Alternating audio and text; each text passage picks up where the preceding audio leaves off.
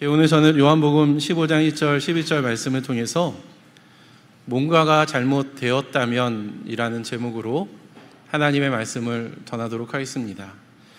오늘은 특별하게 설교를 시작하면서 퀴즈를 하나 내도록 하겠습니다. 그래서 퀴즈를 맞추신 분에게는 저희 교회에서 가장 비싼 커피 2잔을 마실 수 있는 그런 쿠폰을 제가 선물을 드리도록 하겠습니다. 문제가 나갈 때 앞에 있는 탁자를 좀 이렇게 두두두두 이렇게 좀 두들겨 주시면 제가 문제를 내겠습니다. 문제 나갑니다. 오늘 설교 본문에서 가장 많이 나온 단어가 무엇일까요? 문제입니다. 오늘 우리가 함께 읽었던 이 설교 본문에서 가장 많이 나온 단어, 우리 지사님? 사랑 아닙니다. 열매 아닙니다. 이용트. 기쁨 아니에요. 머물다 정답입니다. 나중에 내려가서 커피 2잔 드시기 바랍니다. 사실 객관식도 준비되어 있었는데 주관식으로 맞춰주셔서 감사합니다. 답은 머물다입니다. 우리가 읽었던 이 본문에서 가지라는 단어가 5번, 열매가 7번, 그리고 머물다가 11번 기록이 되었습니다. 여러분, 우리가 성경에서 이렇게 읽을 때 어떤 단어가 반복적으로 나온다는 것은 그것이 그만큼 중요하다라는 이야기입니다. 그래서 우리가 성경을 읽을 때 어떤 단어가 반복된다면 그 내용을 바탕으로 그 본문이 무엇을 말하고 있는가를 우리는 파악할 수 있어야 되죠. 그렇다면 지금 언급된 이 3단어, 가지, 열매, 머물다라는 이 단어를 연결하면 이런 문장이 나오게 됩니다. 가지가 열매를 맺으려면 머물러 있어야 한다. 가지가 열매를 맺으려면 뭔가를 하는 것이 아니라 머물러 있으면 된다라는 겁니다. 이것이 오늘 본문이 궁극적으로 말하고 있는 내용입니다. 그래서 오늘 설교는 사실 이 문장만 기억한다 하더라도 아마 절반은 여러분 성공하셨다라고 볼 수가 있습니다. 한번 따라해 볼까요? 가지가 열매를 맺으려면 머물러야 합니다. 이제 나머지 퍼즐을 한번 맞춰봅시다. 아까 우리가 열매라는 단어를 저희가 이야기를 했는데 열매를 맺는다라는 것은 어떤 의미일까요? 우리는 살면서 어떤 열매를 맺어야 될까요? 저처럼 주일학교 때부터 교회를 다녔던 분들은 아마도 전도의 열매를 생각할 것입니다. 누군가를 전도해서 전도의 열매를 우리가 맺어야 된다라는 것이겠죠. 지난 상반기 때에 우리 문현 사모님이 내린 통계에 따르면 저희 교회에 76명의 새로운 분들이 방문을 하셨는데 이제 그 중에 22명이 정기적으로 출석을 하고 있다라고 합니다. 우리가 상반기에 이러한 전도의 열매를 맺었고 하반기에도 이러한 열매를 맺어야 된다라는 것이겠죠. 또는 갈라디아서 5장에 나오는 성령의 열매를 생각하는 분들도 있을 것입니다. 우리 갈라디아서 5장 22절과 23절 말씀 같이 한번 읽도록 하겠습니다. 함께 읽습니다. 시작. 그러나 성령의 열매는 사랑과 기쁨과 화평과 인내와 친절과 선함과 신실과 온유와 절제입니다. 이런 것들을 막을 법이 없습니다. 저는 저와 이 자리에 계신 모든 분들이 이러한 열매를 맺기를 바랍니다. 그래서 예수님을 닮은 사람, 우리의 말과 행실을 볼 때 예수님을 생각나게 하는 사람이 되기를 축복합니다. 그런데 오늘 본문에서 요한이 강조하는 열매는 구체적으로 사랑과 기쁨이 머무는 삶으로 설명할 수가 있을 것 같습니다. 제가 그렇게 생각된 근거는 요한복음 15장 10절과 11절에 있습니다. 제가 한번 읽어드립니다. 너희가 내 계명을 지키면 내 사랑 안에 머물러 있을 것이다. 그것은 마치 내가 내 아버지의 계명을 지켜서 그 사랑 안에 머물러 있는 것과 같다. 내가 너에게 이러한 말을 한 것은 내 기쁨이 너희 안에 있게 하고 또 너희의 기쁨이 넘치게 하려는 것이다. 하나님은 우리가 사랑과 기쁨이 넘치는 그러한 삶, 걱정과 두려움과 염려가 아니라 누군가를 사랑하고 누군가를 사랑함으로 말미암아 얻게 되는 그런 하나님의 그 기쁨을 누리기를 원하는 삶을 살기를 원하신다라는 거예요.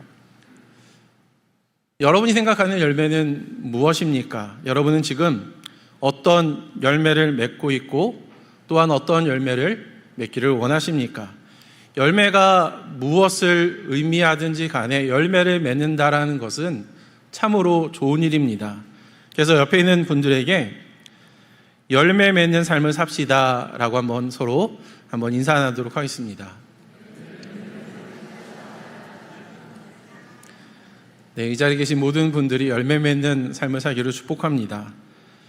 그런데 우리의 삶 속에 우리가 서로 열매 맺는 삶을 삽시다라고 말은 했는데 실제로 우리의 삶을 보면 열매가 맺혀지지 않는, 우리가 아까 읽었던 전도나 어떤 성품이나 사랑이나 기쁨 이런 종류의 열매가 맺혀지지 않고 있다면 그것은 오늘 설교의 제목처럼 뭔가가 잘못되었다라는 것입니다.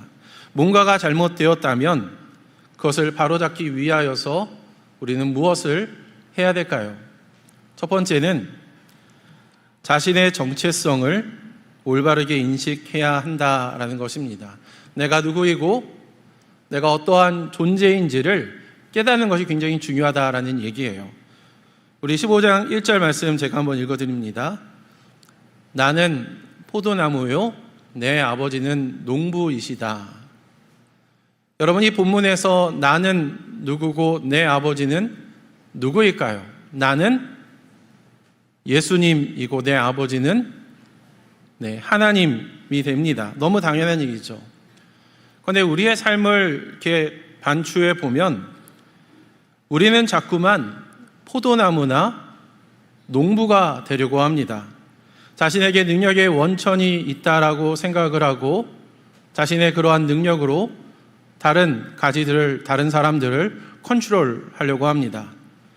모든 일을 자신의 힘과 지혜로 헤쳐나갈 수 있다라고 생각하고 자기가 마음만 먹는다면 못할 것이 없다, 불가능이 없다, Mission Impossible, 난 모든 것을 할 수 있다라고 생각을 합니다.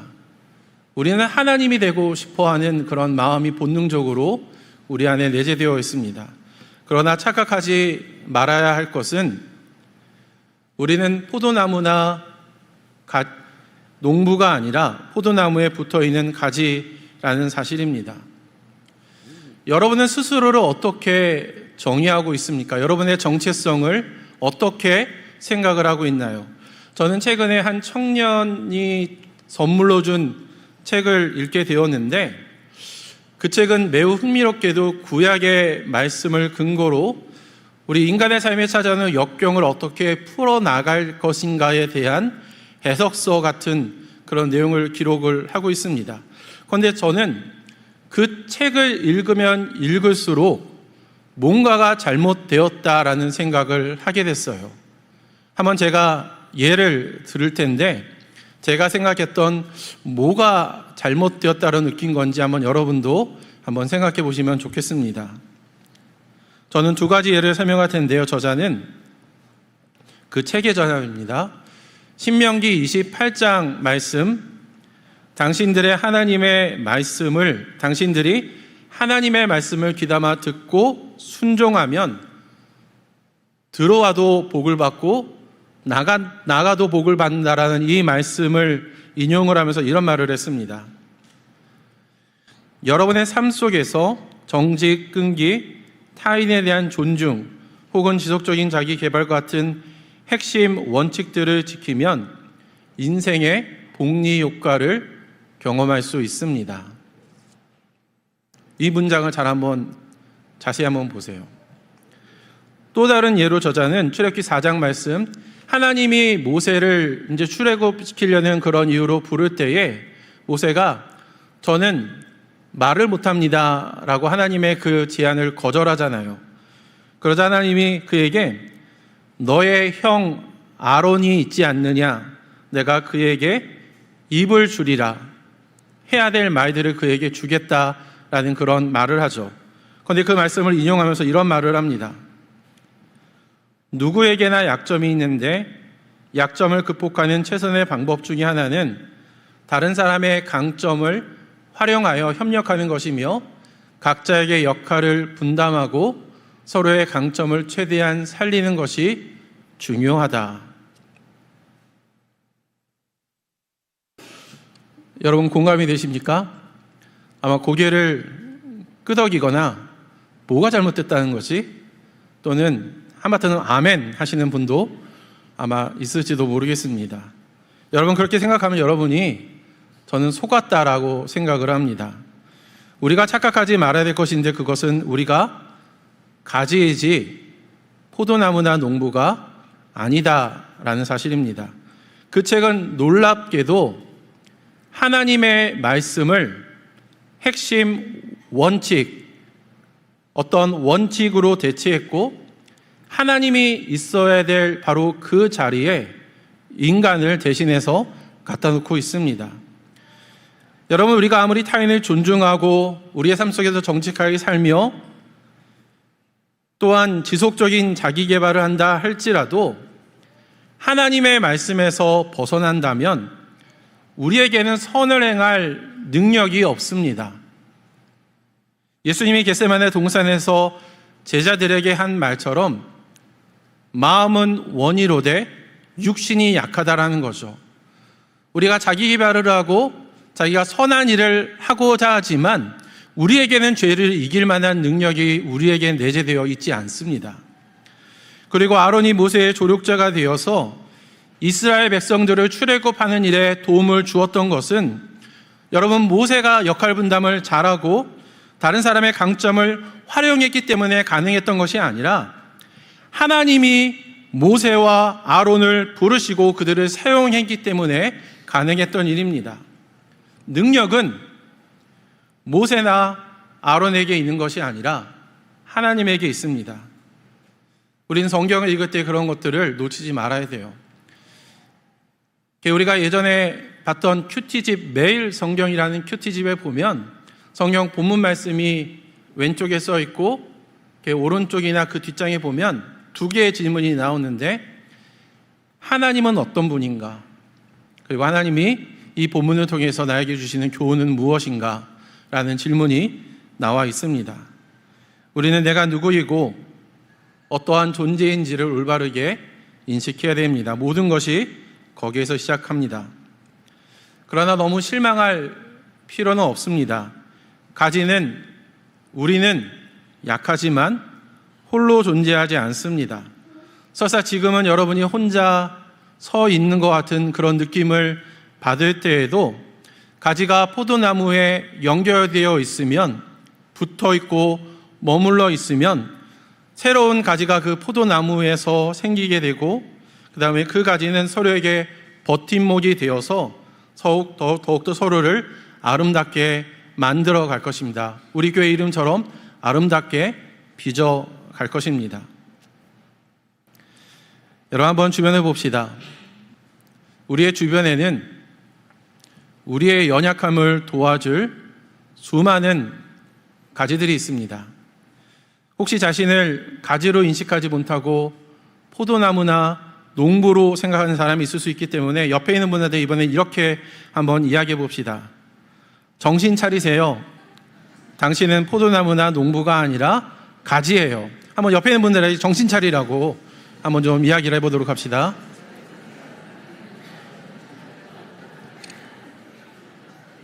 여러분 그렇습니다. 우리는 포도나무나 농부가 아니라 가지입니다. 우리는 이러한 정체성을 우리는 올바르게 인식을 해야 됩니다. 내 삶 속에서 뭔가가 잘못되었다면 우리가 해야 될 두 번째 교훈은 내 삶 속에서 가지치기를 요청해야 된다라는 것입니다. 우리 2절 말씀 같이 한번 읽겠습니다. 함께 읽습니다. 시작. 내게 붙어 있으면서도 열매를 맺지 못하는 가지는 아버지께서 다 잘라버리시고 열매를 맺는 가지는 더 많은 열매를 맺게 하시려고 손질하신다. 여러분, 우리가 가지라는 것을 잊지 맙시다. 우리는 포도나무나 농부가 아니라 가지입니다. 그런데 마치 우리는 자기가 농부라도 된 것처럼 스스로를 가지치기 합니다. 인간관계를 끊고 SNS를 차단시키며 때로 아무도 모르는 곳으로 가서 숨습니다. 사라져버리죠. 잠수를 탑니다.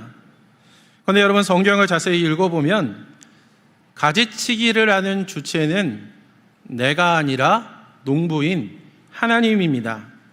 가지가 스스로 다른 가지들을 막 가지치기 하는 것이 아니라 농부이신 하나님이 가지치기를 한다라는 것입니다. 제가 소품 하나 준비했거든요. 제 손에 전지 가위가 있습니다. 나무를 자를 때 쓰는 가위입니다. 우리는 그동안 우리의 삶 속에서 자신의 손에 있는 이 전지 가위를 통하여서 수많은 것들을 가지치기하고 살아왔습니다. 그리고 때로는 내 스스로도 볼품없고 내 자신도 쓸모없다라고 판단이 되면 나 자신도 가지치기를 하려고 했죠. 여러분, 지금까지 스스로 가지치기를 하고 있었던 분들이 있다면 자신의 손에 있는 이 전지과일을 이제는 하나님 앞에 내려놓고 하나님께 가지치기를 요청하기 바랍니다. 하나님, 저에게 불필요한 가지들을 가지치기 해주세요. 사실 여러분, 저는 이 설교를 준비하기 전에 제 마음을 심하게 짓누르는 좀 슬픔이라고 할까요? 좀 안타까운 뭔가가 좀 있었습니다. 그래서 제가 이 설교를 준비하고 기도하면서 준비할 때 오늘 아침에도 하나님, 제 마음 속에 있는 저를 불안하게 하고 저를 두렵게 하는 하나님, 그것들을 가지치게 해주세요. 제가 불안한 생각, 나의 염려, 걱정을 내 스스로 해결하는 것이 아니라 하나님 앞에 내려놓고 하나님이 그것을 해결할 수 있도록 도와주세요. 그렇게 오늘 아침에도 기도를 했습니다. 그런데 오늘 우리가 이 본문을 읽을 때에 가장 많이 오해하는, 정말로 많이 두려워하고 오해하는 내용이 있는데, 그것은 만약 우리가 우리의 삶 속에서 열매를 맺지 못한다면, 어떤 성과를 내지 못한다면 하나님은 우리를 과감하게 내치신다라는 오해입니다. 마치 회사가 능력이 없는 사람을 과감하게 자르듯이 하나님이 열매 맺지 못하는 가지를 제거하신다라는 거예요. 우리가 잘 아는 단어 중에 토사구팽이라는 단어가 있습니다. 제가 제일 싫어하는 단어 중에 하나입니다.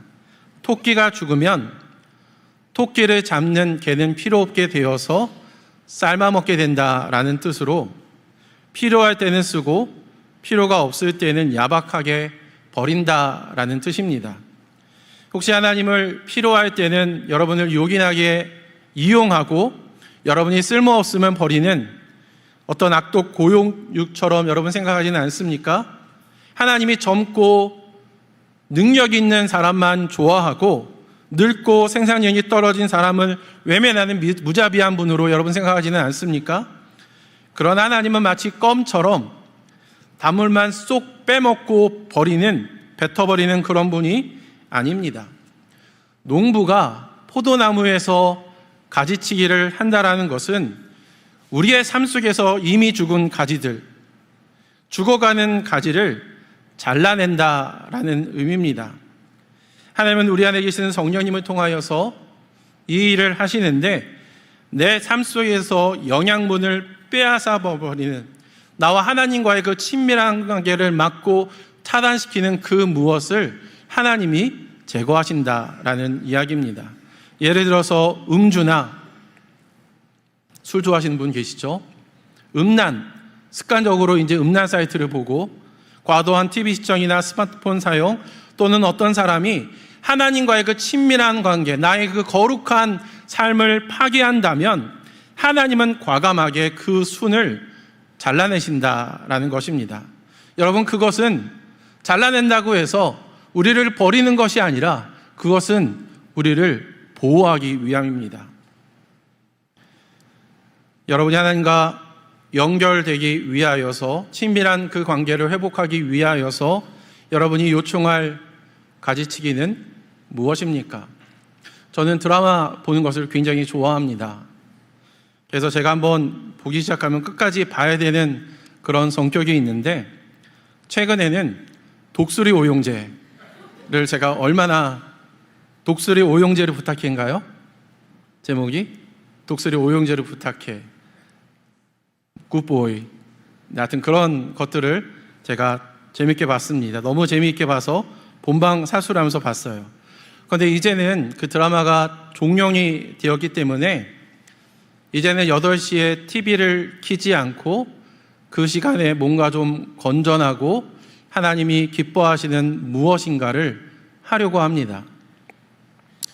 여러분, 그러나 가지 하나를 잘라내면 그 자른 거기에서 또 다른 순이 올라오게 되는데, 그 새로운 순들이 또다시 나의 삶 가운데서 영양분을 빼앗고 나의 그 거룩함을 침해한다면 우리는 그 가지도 가지치기를 요청해야 될 것입니다. 여러분, 이러한 과정은 한두 번 하고 끝나는 것이 아니라 우리가 죽을 때까지 계속 될 것입니다. 우리는 성령님을 의지하여서 끊임없이 이러한 가지치기를 계속해서 요청해 나가야 되죠. 여러분, 그리고 농부는 때로는 건강한 가지도 가지치기 하십니다. 이 부분은 우리가 좀 의아하게 생각할 수 있는 부분인데, 굳이 잘 되고 있는 것을 가지치기 할 필요가 있을까? 이해가 되지 않고 좀 불만이 생길 수도 있을 것입니다. 그런데 우리가 이 시점에서 우리가 믿음으로 좀 인정하고 들어가야 될 것이 뭐냐면, 하나님은 이 일의 전문가라는 사실입니다. 아무런 자격증도 없이 수술하는 돌팔이 의사나 어설픈 인턴이 아니라 하나님은 가지치기의 전문가이시고, 우리의 인생 속에서 우리의 부분, 우리의 눈앞에 있는 현실만 바라보는 것이 아니라 우리의 인생 전체를 바라보시면서 가지치기를 하신다라는 것입니다. 노련한 농부는 더 좋고 풍성한 열매를 맺기 위해 나쁘지는 않은데 적당히 좋은 그 무엇을 잘라냅니다. 우리가 보기에는 참 좋은데 하나님은 그것을 과감하게 잘라버립니다. 그것은 우리의 직관에 반하죠. 때로 농부가 너무 가지치기를 많이 하는 것은 아닌가 불안할 때도 있겠지만, 농부는 큰 그림을 가지고 내 삶 속에서 적당히 좋은 것들을 가지치기 하십니다.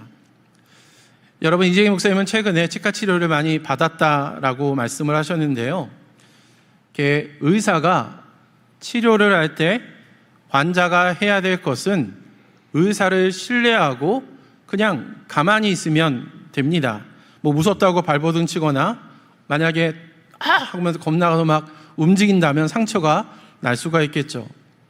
저는 가지치기도 마찬가지다라고 생각을 합니다.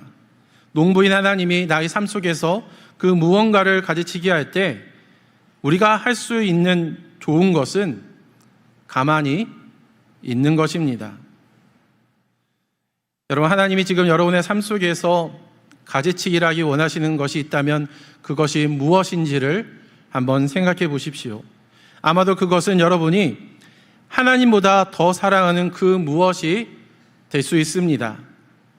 하나님이 여러분이 사랑하는 그 무엇을 잘라내실 때 때로는 하나님이 원망스럽고 그 가정이 싫고 그 가정이 고통스러울 수도 있습니다. 그러나 가진 우리가 생각할 것은 농부가 큰 그림을 가지고 있다라는 거예요. 그리고 우리가 농부가 생각하는 그 큰 그림을 우리가 보기 위해서는 단시간의 시간이 아니라 매우 긴 호흡, 긴 안목을 가지고 우리는 바라볼 필요가 있다라는 것입니다. 당장은 모든 게 잘려나간 것처럼 불안하고 많이 잘려나감으로 인해서 내 인생이 너무나 볼품없어 보일 때도 있겠지만, 시간이 지나면 지날수록 그 잘라낸 곳에서 새로운 순들이 돋아나고 그 가지들은 다른 가지들과 절묘하게 조화를 이루어서 마침내는 농부가 생각한 그 완성된 모습으로 만들어질 것입니다. 가지가 할 것은 그때까지 인내를 가지고 기다리는 것입니다. 여러분, 우리가 기다리면 우리가 생각할 때는 아무런 일도 일어나지 않는 것처럼 느낄 때도 많겠지만, 아니 뭔가가 좀 잘못된 방향으로 가는 것처럼 느낄 때도 있겠지만, 우리가 농부이신 그 하나님을 신뢰하며 기다리면 바로 그때 하나님이 일하심을 여러분 믿으시기 바랍니다. 그리고 뭔가가 잘못되었다면 세 번째는 예수님께 머물러 있어야 됩니다. 이 부분이 오늘 설교에서 가장 중요한 구절인데, 우리 4절부터 6절까지 같이 한번 읽어보도록 하겠습니다. 함께 읽습니다. 시작. 내 안에 머물러 있어라. 그리하면 나도 너희 안에 머물러 있겠다. 가지가 포도나무에 붙어 있지 아니하면 스스로 열매를 맺을 수 없는 것과 같이 너희도 내 안에서 머물러 있지 아니하면 열매를 맺을 수 없다. 나는 포도나무요 너희는 가지이다. 사람이 내 안에 머물러 있고 내가 그 안에 머물러 있으면 그는 많은 열매를 맺는다. 너희는 나를 떠나서는 아무것도 할 수 없다. 사람이 내 안에 머물러 있지 아니하면 그는 쓸모없는 가지처럼 버림을 받아서 말라버린다. 사람들이 그것을 모아다가 불에 던져서 태워버린다. 여러분, 만약 내 삶 속에, 우리의 삶 속에 뭔가 좀 잘못되어 가고 있다라는 느낌을 받는다면, 여러분이 그러한 것들을 여러분의 삶 속에서 느끼신다면, 내가 지금 포도나무에 올바르게 연결되어 있는지를 여러분 체크해 보시기 바랍니다. 가지가 열매를 맺기 위해 해야 될 가장 중요한 일은 우리가 또 다른 어떤 액션, 또 다른 어떤 일을 하는 것이 아니라 그것은 포도나무에 연결되는 것입니다. 저는 설교를 시작하면서 머물다라는 단어가 11번 기록되어 있다라고 했는데, 여기에 비슷한 내용인 붙어 있다, 같은 내용이잖아요. 붙어 있다라는 내용까지 더한다면 이러한 내용은 13번이나 등장을 합니다. 여러분의 삶 속에서 정말 하나님이 기대하시는, 그리고 많은 사람들이 부러워하는, 정말 하나님께서 애타게 여러분 열매 맺기를 원하시는 그러한 열매를 여러분 맺기를 원하십니까? 포도나무에 붙어서 머물러 있기 바랍니다. 내가 자꾸 뭔가를 해야 된다라는 압박감 또는 책임감에서 벗어나 그냥 포도나무에 머물러 연결되어 있으면 됩니다. 이것이 가지가 열매를 맺기 위해 할 수 있는 가장 최선의 선택입니다. 우리가 예수님께 붙어 있으면 온갖 좋은 것들이 예수님에게서 우리에게 전가됩니다. 하나님이 예비한 복이 나의 방식과 나의 노력과 나의 수고로 나에게 주어지는 것이 아니라, 내가 하나님께 연결되어 있을 때에 하나님의 예비한 그 풍성한 약속들, 그 능력들, 그 복이 하나님으로부터 나에게 전가가 된다, 나에게 옮겨진다라는 이야기입니다. 여러분, 요한복음 6장에서 제자들이 예수님께 우리가 무엇을 하여야 하나님의 일을 하게 되는 겁니까? 라는 질문을 했습니다. 그러니까 제자들은 내가 하나님의 일을 하기 위해서 내가 뭔가를 어떤 일을 해야 된다라고 생각을 했던 것 같아요. 그런데 그때 예수님이 제자들에게 어떤 말을 했냐면, 하나님께서 보내신 일을 믿는 것이 곧 하나님의 일이다라고 했습니다. 우리는 뭔가를 이루기 위해서 내가 어떤 행위를 해야 된다라고 자꾸 생각하는데, 예수님은 믿음을 이야기하고 있다라는 거예요. 다시 말해 그리스도인들의 삶은 행위보다 믿음과 더 밀접하게 연결되어 있다라는 것입니다. 이것은 마치 전자제품과 저는 비슷하다라고 생각합니다. 여러분, 아무리 기능이 탁월하고 좋은 그런 전자제품, 아무리 신제품이다 할지라도 여러분, 그것이 배터리와 그것이 전기 콘센트와 연결되어 있지 않는다면, 방전된다면 이거는 아무런 쓸모없는 그냥 고철 덩어리일 뿐입니다. 여러분은 지금 능력의 근원인 예수님에게 붙어 있으십니까? 제가 이 부분에서 한 가지 좀 당부드리고 싶은 것은, 여러분이 뭔가에 붙어는 있어요. 붙어 있는데 포도나무에 붙어 있는 것이 아니라 엉뚱한 데 붙어 있는 사람들이 있습니다. 포도나무에 붙어 있어야 되는데 내가 옆에 있는 가지를 보니까 사업을 잘하고 돈을 잘 보고 행복하게 사는 것, 어떤 인스타에 예쁘게 정말로 멋지게 사는 그런 모습들을 보면서 가지가 굵고 열매도 풍성해 보이니까 가지가 또 다른 가지에 붙으려고 하는 것입니다. 그런데 여러분, 가지가 아무리 굵고 풍성한 열매를 맺는다 할지라도 가지는 가지일 뿐입니다. 가지는 생명의 역사가 없어요. 가지는 그냥 능력의 통로일 뿐입니다. 우리가 계속해서 가지에게 머물러 있다면 우리는 곧 부러지거나 아니면 실망을 하게 될 것입니다. 그런데 왜 우리는 계속해서 포도나무에 붙어 있지 아니하고 자꾸만 포도나무에 연결되는 것을 거부하고 벗어나려고 하는 걸까요? 그것은 우리가 지금까지 살면서 연결보다 생산을 더 중요하게 여기며 살아왔기 때문입니다. 연결되는 것보다 내가 뭔가를 하는 것이 더 중요하게 생각하면서 우리가 살아왔다라는 거예요. 우리는 어릴 때부터 뭔가를 해야만 했습니다. 유치원 때부터 공부를 하고 영어를 하고 미리 몇 과목을 떼어야 됐고, 공부를 잘 못하는 아이들은 운동을 하거나 아니면 나가서 돈을 벌어야만 했어요. 자신의 존재 가치를 공부나 또는 일 또는 어떤 성과로 그것을 입증하려고 우리가 그렇게 살아왔습니다. 또 무엇을 하는 것뿐만이 아니라 그 일의 성과를 내야만 했습니다. 아무리 열심히 노력을 해도 원하는 대학에 들어가지 못하거나 정말 사업을 위해서 다양한 정말로 많은 수고를 했는데 계약을 결국에는 성사시키지 못하면 우리의 모든 수고는 쓸모없는 수고로 치부되기가 쉬웠습니다. 다른 사람은 차치하더라도 본인 스스로 나는 쓸모없는 가지야, 나는 필요가 없는 존재야 라고 성과를 통하여서 나의 존재 가치를 이제 표현하려 하려고 했다라는 거예요. 그리고 뭔가를 빠르게 해결해야 된다라는 강박관념이 우리 안에 내재되어 있습니다. 뭔가 해야 되고, 하는 게 중요한 게 아니라 잘해야 되고, 잘하는 것뿐만이 아니라 빠르게 이것을 해내야 된다라고 생각하며 살았다는 거예요. 마치 우리의 인생을 중간고사나 기말고사처럼 시간을 정해놓고 정해진 시간 안에 우리의 인생의 문제를 풀어야 했고, 우리가 빨리 뭔가를 하면 우리가 빠르게 처리하면 처리할수록 우리는 능력 있는 사람으로 인정을 받으며 살아왔습니다. 우리는 심지어 먹는 것도 빠르게 합니다. 한국인의 패스트푸드, 롯데 땡땡. 빠르게 와서 빠르게 먹고 빠르게 뭔가를 해야 된다는 거죠. 여러분, 그러한 상황에서 뭔가를 하지 아니하고 그냥 가만히 있거나 제가 아까 이야기한 것처럼 그냥 연결되어 있어서 천천히 하는 것은 무능력의 상징이자 게으른 자처럼 치부되기가 쉬웠습니다. 이것이 지금까지 우리가 살아왔던 세상의 방식이죠. 그렇다면 하나님의 관점으로 한번 돌아가 봅시다. 우리는 지금까지 생산이 내가 뭔가를 하는 것이 연결의 필수 조건이다라고 생각하며 살았습니다. 내가 좋은 대학에 들어가야, 내가 어떤 사업을 따내야 내가 하나님께 영광을 돌리고 내가 다른 사람들, 우리의 부모님이나 우리의 주변 사람들, 우리의 가족들에게 인정을 받으며 살 수 있다라고 우리는 생각해 왔어요.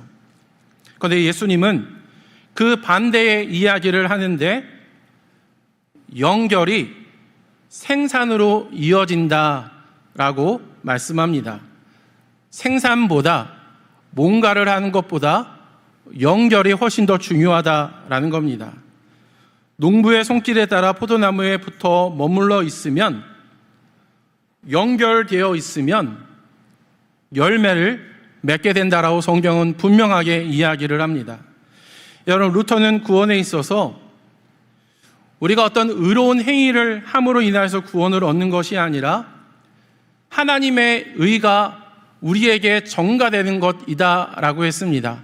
우리가 어떤 주일 성수를 하고 헌금을 많이 하고 봉사활동을 하고 어떤 착한 일을 함으로 하나님의 의를 이렇게 내가 따내는 것이 아니라 내가 하나님께 연결되어 있을 때 하나님의 의가 나에게 전가된다라는 거예요.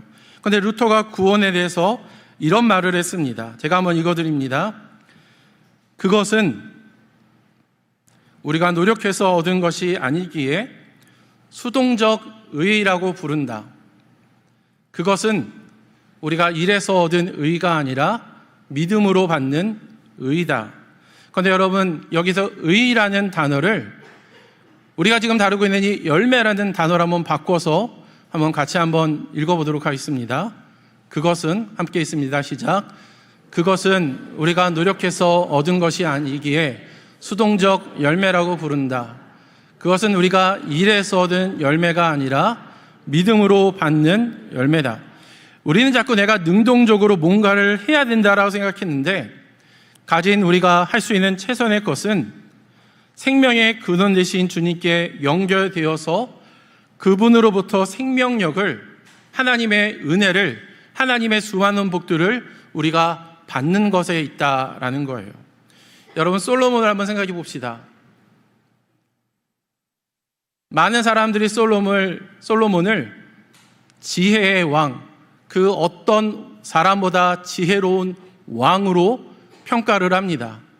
그런데 여러분, 솔로몬이 그러한 평가를 받은 것은 그가 지혜로운 판결을 했기 때문에 그러한 타이틀을 얻은 것이 아니라, 좀 더 엄격하게 이야기한다면 그가 하나님께 연결되어서 하나님이 네가 무엇을 원하느냐라고 했을 때 저에게 지혜를 주십시오 라고 했을 때 하나님이 지혜를 주셔서 그가 지혜로운 왕이 된 거지, 그가 스스로 선명하고 올바른 선택을 했기 때문에 지혜로운 왕이 된 것이 아니다라는 것입니다. 혹시 여러분은 지금 포도나무에서 분리되어 있지 않으십니까?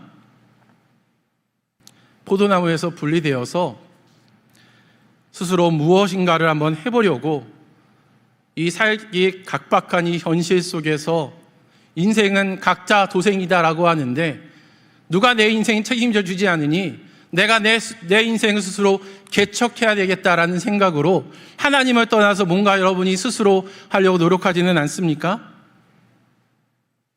여러분의 그 노력처럼, 그 바램처럼 가지가 포도나무에서 분리되는 순간, 바로 그 순간에는 뭔가 생동력 있게 살아있는 것 같고, 내가 뭔가 포도나무와 분리되어 있기 때문에 뭔가 자유롭게 활동을 하고 있는 것처럼 느낀다 할지라도, 여러분이 포도나무에서 분리되는 순간 그것은 죽은 가지입니다.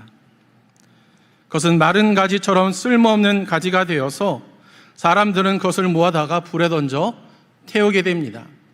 가지가 본연의 열매 맺는 역할을 하지 못하고 자기가 전혀 기대하지 않았던 장작더미로 쓸모없게 버려지는 것이겠죠. 전혀 다른 일에 사용되는 것입니다. 그것은 뭔가가 잘못된 삶입니다. 오늘 우리는 열매 맺는 삶에 대해서 살펴보았습니다. 제가 제 인생 속에서 잘한 것이 몇 가지가 있는데, 첫째는 제가 제 아내를 만난 것입니다. 제 아내를 만난 것이 참 인생의 복이에요. 그런데 그거와는 비교할 수 없을 정도로 잘한 선택은 저의 인생 속에서도 다양한 굴곡과 어려움이 있었거든요. 때로는 불 속을 지나가는 것처럼, 때로는 폭풍 속을 지나간 것처럼 그러한 삶이 있었습니다. 그런데 그 어떠한 경우에도 저는 예수님께 머물러 있어서 그 안에, 그 은혜 가운데 거했습니다. 여러분도 저를 아시겠지만 저는 특별한 것이 없는 사람입니다. 모든 면에 있어서 부족한 사람이에요.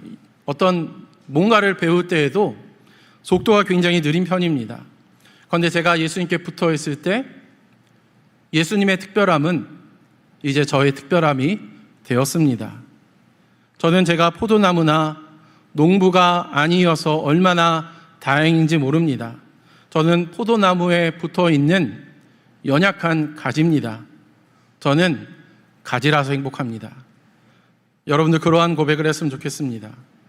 여러분, 우리는 포도나무나 농부가 아니라 가지입니다. 그리고 이제 농부 대신 하나님께 여러분의 인생에 가지치기를 해야 될 것을 여러분 요청하기 바랍니다. 여러분 스스로 뭔가를 자꾸 하려고 하기보다 하나님께 기도하고 성령께서 주시는 그 마음으로 여러분 순종하시기 바랍니다. 그럴 때에 지금은 내 인생이 정말로 볼품없이 다 잘려나간 그런 인생처럼 보인다 할지라도 하나님이 정한 때가 되면 하나님의 은혜 가운데 풍성한 열매를 맺고 있는 수많은 사람들이 부러워하는 그런 행복한 인생을 살게 될 줄 믿습니다. 그러한 삶을 사는 저와 여러분 되기를 주님의 이름으로 축복합니다.